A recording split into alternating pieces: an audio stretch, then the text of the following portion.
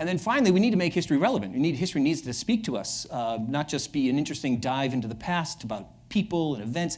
We have to, history has a lot to tell us, a lot to do for us if we pay attention to it.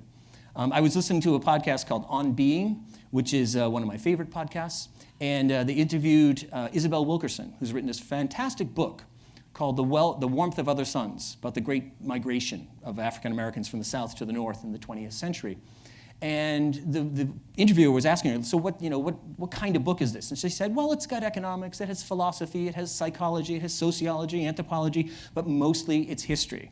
And then she went on this fantastic riff about history. She said, history's so important. If you go to the doctor, history's so important when it comes to solving our problems today and into the future. She said, when you go to the doctor, before the doctor begins prescribing anything, what does he do? What does she do? She says, fill out some forms, tell me your history. What's your medical history? What's happened to you? What illnesses have you gone through? What conditions do you have? And so forth.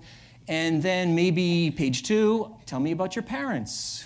Who had the heart attacks? Who had cancer? Who had high blood pressure? And page 3, even better, if you can, tell me about your grandparents. Medical history.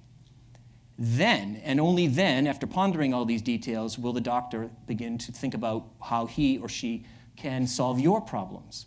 And that's a way of thinking about how history is not just a fascinating dive into the past and tales of heroism and so forth. It is a story of events and things that can speak to us today. We have to know our history if we're going to solve our contemporary problems and make a better future for ourselves.